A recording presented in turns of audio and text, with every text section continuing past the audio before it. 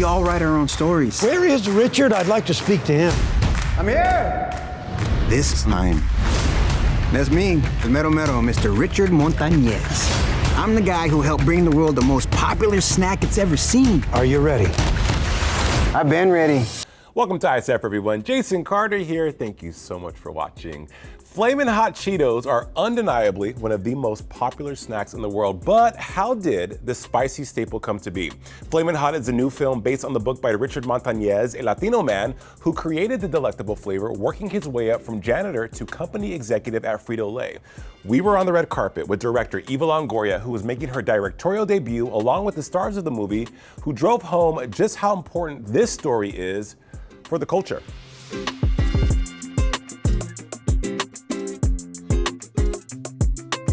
Wow, the Eva Longoria, your directorial debut. You hit it on the park. Thank you. Did you see it? Twice. Oh, no way! Yes. It's a really good film. Why this story? Well, I was super inspired by Richard Montanez and his journey from being a Mexican janitor in the factory to rising to one of the top executives at PepsiCo. It's super inspiring, and he was Mexican American like me, so I was like, why don't I know this story? And I felt like everybody needs to know his story. And also, you know, Hollywood defines what heroes look like, and they never look like us. They never look like Richard. And so I wanted to take that opportunity and run with it. Why are we wasting time on this janitor's crazy idea? Guys like you and me, we don't get shots like this. You ran so far with it. You recently in Cannes, in a conversation, said that there's an illusion of progressiveness in Hollywood, and that we're so far away from equality. And in this movie, one thing, Eva, that stuck out to me was that you didn't shy away from showing the microaggressions, the racism that we still face, marginalized groups of people. Why was it important to show that and tell that with the story? There's more microaggressions in our lives than the people screaming, "Go back to Mexico." It's more unconscious bias, people who are just not aware of what they're saying and doing and treating, how they're treating us. And so there's a couple characters who represent that, but it's not so much that. The focus is how Richard still in the face persevered of stuff with dignity and grace, like how he handled those situations. He didn't get angry. He didn't play the victim. He was like, okay. You know, he had such a grace about it. The guy started at the very bottom. I know I don't look it, but I got a PhD. I'm poor, hungry, and determined, sir. Okay, I can see you're gonna be a weird one. Resiliency, I think that's what is emblematic of our communities.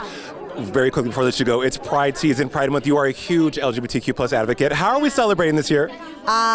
Well, first, for me in the media, it's celebrating filmmakers. You know, I was in a movie called Aristotle and Dante, directed by a trans woman. She is amazing, H. Alberto, supporting like anything she does. We have another show called Glamorous that's coming out on Netflix, which is fantastic. Like, the media impacts how people view the LGBTQ community. And so if we can support the TV and film that's actually doing that story justice, it's an easy thing to do. You know, watch a movie, support the movie, make a comment, write the studio. So we want more stories like this. So that's a good way to do it. Who eats Cool Ranch anyway? That lady. You said that you knew that this role was yours by reading it. You were pretty much born to play Richard Montanez. How so? Oh, I felt like it's just one of those scripts. When I read it, I felt like it was written for me. Like it was flowing easy out of my mouth. I could relate to it. It was just, I just had to prove that it was mine. Relatability is so prevalent in this. Speak to the importance of that representation that you're displaying in this movie for the community. Well, for me, it was important to tell Richard's story. You know what I mean? Like, I wasn't really worried about how we were representing the culture or anybody else. For me, it was Richard and his family. And now that the movie's coming out, I see that it's a universal story that everyone can relate to. So that's becoming relevant, and I think it's a good platform for conversation. Ow, wow, wow, wow, wow. What is it? It burns. Stop eating it. No, I like it. It burns good. I had been searching for an answer. And there it was. They had been there the entire time. Definitely is. This is based on the book, and Richard was so many things. He was tough, he was a father, he was lovable, he was funny, he was vulnerable. Entering into, or finding a way to peel back all the layers of Richard, how did you do that? I think it was a combination of a lot of rehearsal with Eva, and you know, she just kind of let me run wild, and it was one of those movies where I got to do everything I wanted to do, and so did she, and I think this is what you get. How much fun was it working with Eva? Oh, she's the best. I think her and I've been saying it a lot, but we have kind of like this crazy cosmic connection where we can talk to each other without even saying anything. Yeah. We're here for this, Annie. Hi. Judy was the heart and soul of the movie. I'm from Albuquerque, New Mexico. I grew up with women like Judy who were there for their family, made it happen. How fun was it playing her?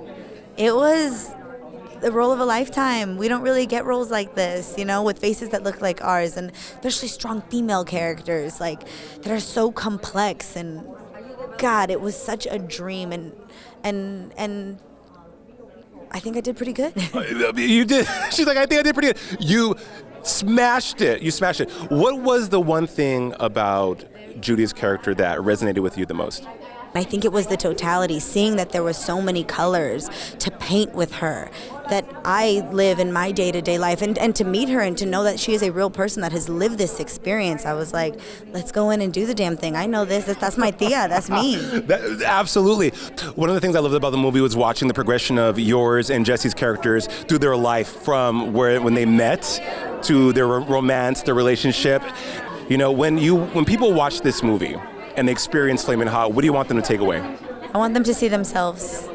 I want them to feel empowered and inspired by their own uniqueness, that is their superpower, and to never shy away from it. Never shy away from it. You look like you had a blast shooting this. How fun was set? Oh my God, it was are you kidding me? Eva's the most joyous human. Jesse is a goofball, and I am a ham and a half. So we were all just like, and we're family now. That's it. We just became like really close. I mean, how could you not, you know? It's a family affair. It's a family affair. This is what we do. Asking if I had fun. So Yeah. case in point. Okay, yeah. Well done again. Congratulations. Thank you. Get out there and be great. We want to know that we matter to you. If we knew that there was a product out there for us, we'd say, take all our money. I got a little hood there at the end, but